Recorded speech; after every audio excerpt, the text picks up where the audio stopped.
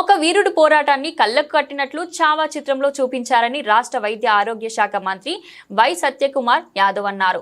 విజయవాడలోని ఓ థియేటర్లో ఆ సినిమాను బుధవారం ఆయన చూశారు. అనంతరం మంత్రి మాట్లాడుతూ ఛత్రపతి శివాజీ సంభాజీ మహారాజ్ మొదటి స్వాతంత్ర్యం తెలియజేశారు. సమర యోధులను, అలాంటి వారి చరిత్రను సినిమాగా తీసిన దర్శక నిర్మాతలను అభినందించారు. వీర వర్ధంతి రోజున మరో వీరుడి సినిమా ఆనందం కలిగించిందని అన్నారు. మన వలన పాలకులుగా మారి వచ్చిన వారిని హీరోలు కారులు సృష్టించారని ఆరోపించారు. 60 ఏళ్లకు దేశాన్ని ఏలిన పార్టీ మొగుళ్ల గొప్ప వారని కలిగించడాన్ని తప్పుపట్టారు. తల్లిదండ్రులను చంపిన వారిని గొప్పవారుగా ఆ పార్టీ ఎలా చూపించిందని ప్రశ్నించారు.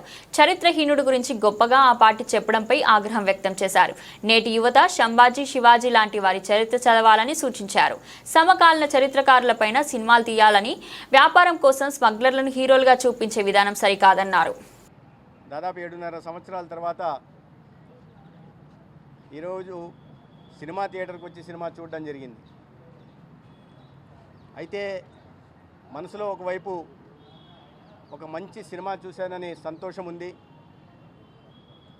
ఒక వీరుడి గురించి తెలుసుకున్నాననే ఆనందం ఉంది. కానీ ఆ వీరుడి జీవితం ఆ రకంగా ముగిసిందనే వేదన ఉంది.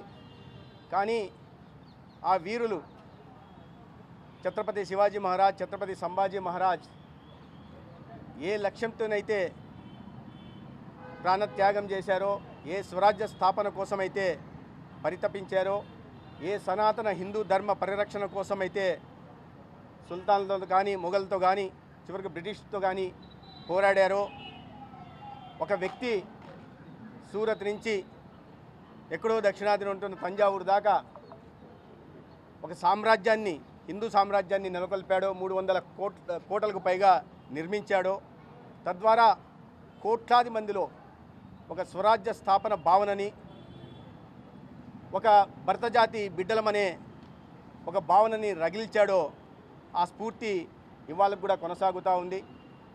కానీ దురదృష్టకరమైన విషయం ఏంటంటే, మొఘళ్ళని, మన దేశాన్ని వలస పాలకులుగా వచ్చిన వాళ్ళని, ఈ దేశాన్ని దోచుకున్న వాళ్ళని, హిందువుల ప్రాణాలను తీసిన వాళ్ళని, అక్క చెల్లెళ్ళ మానభంగాలకు పాల్పడిన వాళ్ళని, వాళ్ళ మానాన్ని హరించిన వాళ్ళని గొప్ప హీరోలుగా చరిత్రలో మన చరిత్రకారులు చిత్రీకరించారు. ప్రధానంగా 60 సంవత్సరాల పాటు ఈ దేశాన్ని పాలించిన పార్టీ బ్రిటిష్ వాళ్ళు ఏదైతే మన బానిస మనస్తత్వాన్ని మనకు జొప్పించిపోయారో దాన్ని కొనసాగిస్తూ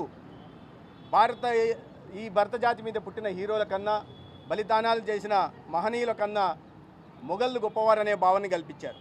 చిన్నప్పుడు మన పాఠ్యాంశాలలో కూడా అక్బర్ గొప్పవాడని, హుమయూన్ గొప్పవాడని, తాజ్మహల్ ప్రేయసి కోసం తాజ్మహల్ కట్టిన షాజహాన్ గొప్పవాడని, లేదా తండ్రిని సోదరులను చంపిన ఔరంగజేబుడు గొప్పవాడిగా చిత్రీకరించారు. వారి పేర్లతో ఢిల్లీ వీధుల్లో ఈరోజు కూడా రోడ్లు కనిపిస్తాయి. అక్బర్ రోడ్ అని, హుమయూన్ రోడ్ అని, ఔరంగజేబు రోడ్ అని పేర్లు పెట్టడం జరిగింది. అంటే ఏ సందేశం సమాజానికి ఇస్తున్నాం మనం? తండ్రిని, సోదరులని చంపి 11 సంవత్సరాల పాటు తండ్రిని కారాగారానికి పంపి ఆయన చావుకు కారణమైన ఒక చరిత్రహీనుడి గురించి చెప్పాలా? అటువంటి మొఘల్తో పోరాడి ఒక హిందూ సామ్రాజ్య స్థాపన కోసం ఒక కాంక్షని రగిలించిన వీరులు ఛత్రపతి శివాజీ. ఆయన వారసత్వాన్ని పునిపుచ్చుకొని ఆ స్వరాజ్య స్థాపన కోసం మొఘల్తో వీరోచితంగా పోరాడి ఒక మనలోనే ఒక కుట్ర కారణంగా ఆనాటి తన కింద పనిచేస్తున్న సామంతరాజుల కుట్ర కారణంగా మొఘళ్ళ చేతికి బందీగా చిక్కి కూడా చివరిదాకా వీరోచితంగా పోరాడిన సంభాజీ మహారాజ్ వీరోచిత ఎవరి పాఠ్యాంశాలు మనం చదువుకోవాల్సిన అవసరం ఉంది. ప్రజలు గుర్తించాల్సి ఉంది.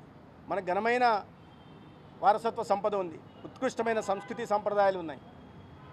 దీన్ని కొనసాగించాల్సిన, భావి తరాలకు తెలియజెప్పాల్సిన అవసరం ఉంది. అటువంటి వాటి కోసం ఇటువంటి సినిమాలు చాలా రావాల్సిన అవసరం ఉంది. జాతి హీరోలు అనేకమైన నిజ జీవితాలకు సంబంధించిన సినిమాలు రావాల్సిన అవసరం ఉంది. వారు మన కోసం మొదటి స్వాతంత్ర సమరయోధులుగా చెప్పుకోవాలి ఛత్రపతి శివాజీని, సంభాజీ మహారాజుని. ఎందుకంటే వలస పాలకులతో మొదట పోరాడింది వారే. ఈ స్వరాజ్య స్థాపన పేరుతో స్వాతంత్ర కాంక్షని భరత జాతిల్లో రగిల్చింది వారే. వారిని స్ఫూర్తి తీసుకొని అనేక మంది మహాత్మా గాంధీ దగ్గర నుంచి, వీర సావర్కర్ దగ్గర నుంచి, భగత్ సింగ్ దగ్గర నుంచి, చంద్రశేఖర్ ఆజాద్ దగ్గర నుంచి